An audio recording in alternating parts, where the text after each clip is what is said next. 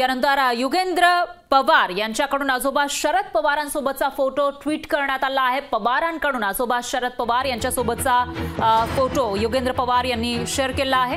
तर लढण्यासाठी तयार असल्याचा युगेंद्र पवार यांनी ट्विट केल्याची माहिती सुद्धा समोर येते।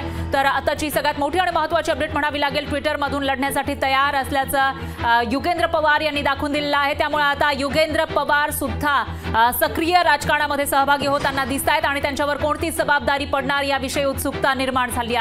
तर युगेंद्र पवार यांच्याकडून आजोबा शरद पवारांसोबतचा फोटो ट्विट करण्यात आला आहे। त्यांनी सूचक असं हॅशटॅग सुद्धा दिला आहे। तर एक लढण्यासाठी तयार असल्याचं युगेंद्र पवार यांनी ट्विट केल्याचं पाहायला मिळते। त्यामुळे आता ते नेमका लोकसभेमध्ये उतरणार का, विधानसभेमध्ये उतरणार का, कशा पद्धतीने पुढे काम करणार पक्षात, असा सवाल या ठिकाणी उपस्थित होतोय। दरम्यान युगेंद्र पवार यांनी आजोबा शरद पवारांसोबतचा फोटो ट्विट केला आहे आणि त्याचबरोबर लढण्यासाठी तयार असल्याचा एक संदेश देण्याचा प्रयत्न युगेंद्र पवार यांनी या ट्विटच्या माध्यमातून केलेला आहे। त्यामुळे आता युगेंद्र पवार यांच्यावर कोणती जबाबदारी दिली जाते असा सवाल या ठिकाणी उपस्थित होतो आणि त्याचबरोबर युगेंद्र पवार यांनी थेट आव्हान दिलंय का असा सवाल सुद्धा आता उपस्थित होतोय।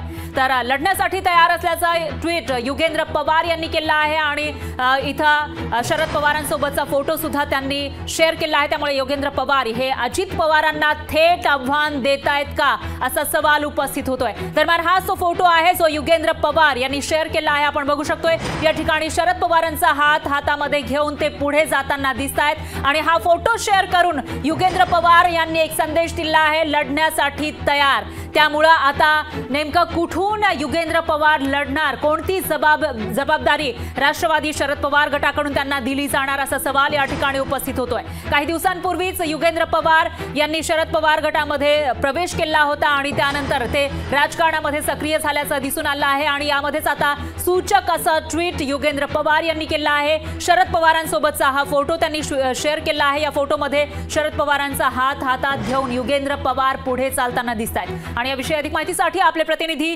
विकास कोकरे आपल्यासोबत जोडले गेले आहेत। विकास, काय सांगाल, युगेंद्र पवार हे आता राजकारणामध्ये सक्रिय होताना दिसत आहेत, ऍक्शन मोडमध्ये येताना दिसत आहेत आणि त्यातच आज त्यांनी सूचक असं ट्विट केलं आहे, काय सांगाल याविषयी?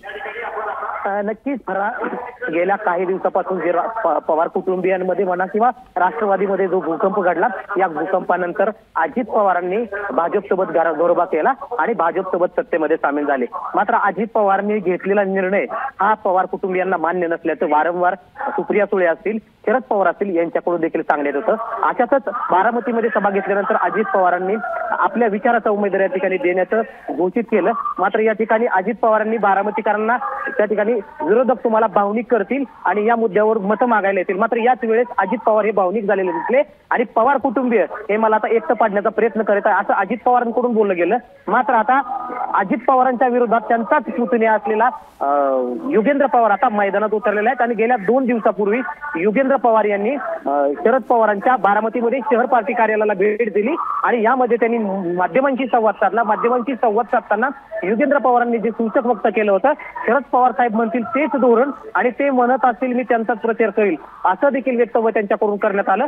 मात्र तसं पाहिलं गेलं तर राष्ट्रवादीमध्ये पहिल्या वेळेस जी फूट झाली होती, या फुटीमधून युगेंद्र पवारांना शरद पवारांकडे एक पद देण्यात आलं होतं, विद्याप्रतिष्ठानचं खजिनदार पदाचं, आणि यानंतरच कुठेतरी श्रीनिवास पवार असतील किंवा युगेंद्र पवार आणि अजित पवार यांच्यामध्ये दुरावा निर्माण झाला होता। निश्चितच विकास, एकूणच काय तर पवार कुटुंब हे आता या ठिकाणी शरद पवार यांच्या नेतृत्वाखाली एकत्र येताना दिसते आणि अजित पवार कुठेतरी वेगळे पडल्याचं चित्र असतानाच आता युगेंद्र पवार यांचं हे जे सूचक ट्विट आहे त्यामध्ये ते म्हणतात, दिल्ली पुढे न झुकण्याचा छत्रपती शिवाजी महाराजांचा बाणा जपण्यासाठी सज्ज आहोत असं ते म्हणतायत। जय जिजाऊ जय शिवराय असं सूचक ट्विट त्यांनी केलं आहे। त्यामुळे या ट्विटच्या माध्यमातून, या फोटोच्या माध्यमातून एकूणच युगेंद्र पवार हे अजित पवारांना आव्हान देत आहेत, थेट आव्हान देत आहेत असंही बोललं जात आहे। नक्कीच युगेंद्र पवारांनी जो फोटो ट्विट केला आहे, या फोटोच्या माध्यमातून एकंदरीत हा पुतण्याच युगेंद्र पवारच अजित पवारांना आव्हान देतोय असं म्हटलं तरी वावगं ठरणार नाही। तर दुसरीकडे युगेंद्र पवार हे आता अजित पवारांच्या विरोधात विधानसभा निवडणूक लढणार असल्याची देखील जोरदार चर्चा सुरू आहे।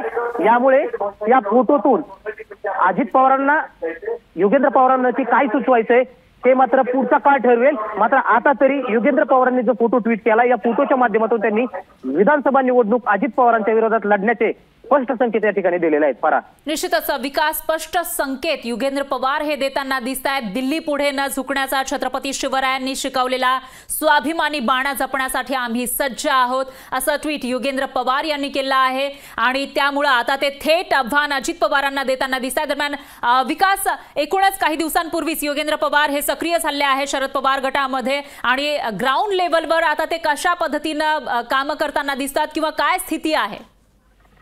नक्कीच फरा, युगेंद्र पवार हे एक असताना व्यावसायिक आहेत आणि अजित पवार यांचे धाकटे बंधू श्रीनिवास पवार यांचे चिरंजीव आहेत. तसं पाहिलं तर युगेंद्र पवार हे पहिल्यांदाच ग्राउंड बेसवर काम करत नाही. या अगोदरही त्यांनी ग्राउंड लेवलला काम केलेलं आहे. लोकांपर्यंत जाणं, लोकांपर्यंत पोहोचणं आणि त्यांच्या समस्या जाणून घेऊन त्या समस्या सोडवणं, या अगोदर देखील युगेंद्र पवारांनी हे काम केलेलं आहे आणि शरयू फाउंडेशनच्या माध्यमातून ओढा खोलीकरण असेल, विहीर खोलीकरण असेल, या माध्यमातून ते लोकांपर्यंत पोहोचलेले आहेत. निश्चितच विकास, धन्यवाद तुम्ही दिलेल्या या सविस्तर माहितीसाठी. तर आता यानंतर एकूणच थेट आव्हान युगेंद्र पवार देताना दिसत आहेत, त्यामुळे अजित पवार याच्यावर कशा पद्धतीने रिॲक्ट करतात तेही बघावं लागेल.